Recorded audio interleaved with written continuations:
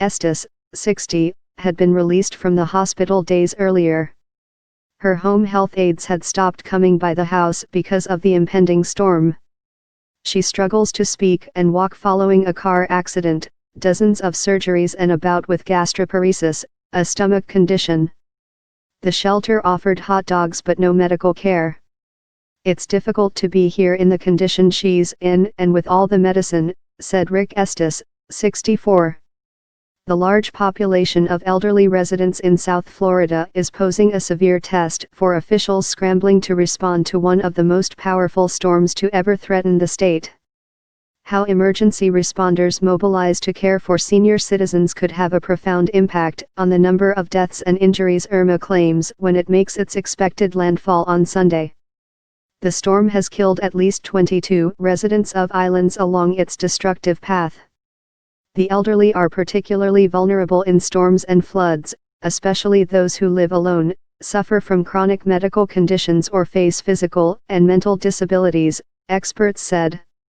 A 2008 study of deaths from Hurricane Katrina found that nearly half of a representative sample of victims were older than 75.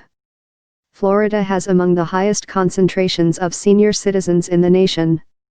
The U.S. Census Bureau estimates there were more than 1.6 million people who were at least 75 years old in Florida in 2015, and it considers almost half of them disabled.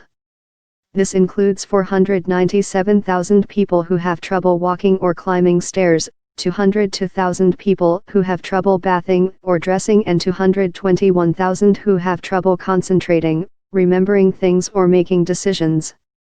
When Cheryl Estes needed to use the women's bathroom, Rick helped her to the entrance, carefully braced her hand against the wall and waited as she went inside. "She can barely walk," he said. "I went as far as I could." Surge of evacuees. The demand for shelters along the west coast of Florida on Saturday quickly overwhelmed the available facilities, staff, and resources, leaving authorities scrambling to accommodate the human tide flowing into an expanding number of shelters. Jack and Mary Jo Shively, 85 and 78, were turned away from 3 shelters at public schools and waited for hours before finally getting into Germain Arena. "We've been all over Florida today, seeking shelter," said a clearly exasperated Jack Shively, clutching his shaggy white dog, Chrissy, in the arena's bleachers. The arena had quickly filled and would close to new evacuees by the end of the day, having already taken in more than 5,000 people. Late Saturday afternoon, it seemed about a third of the people there were senior citizens, many of them in wheelchairs.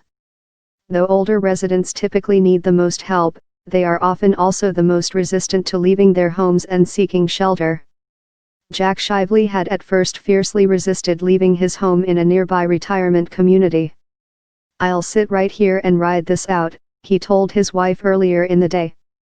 Mary Jo Shively finally convinced her husband to leave with the help of their daughter, Jackie Kumo, who had flown in from Philadelphia to safeguard her parents. "I got outvoted," he said as he watched the shelter's population swell.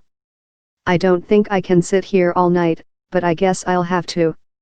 Other older residents who came to the shelter decided they couldn't stand it. Eileen Girac, 83, stood on the corner in the afternoon, complaining about the shelter's conditions and waiting for a friend to help her relocate back to her nearby home. "It's like hell in there," she said, "and people keep coming. At home, at least I won't go out of my mind sitting up in those bleachers. I had to eat chocolate pudding with my fingers," said Carr. "This is a disaster. I'll never do this again. I'd rather drown." A Son's Anxiety State Police Lieutenant Greg Bueno, a public information officer, arrived at the arena Saturday morning to find only 2 troopers assigned there.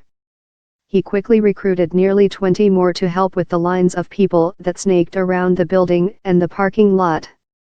The shelter would start turning people away later that evening. Troopers and others had been tending to a large concentration of elderly people in the shelter all day. "We pulled so many people up in wheelchairs," Bueno said. "The elderly, their anxieties are just super high. Their home is everything to them," he said. "But my mother needs a permanent oxygen supply. Finally, they made the right decision and relieved a lot of my anxiety, but it took a lot of convincing.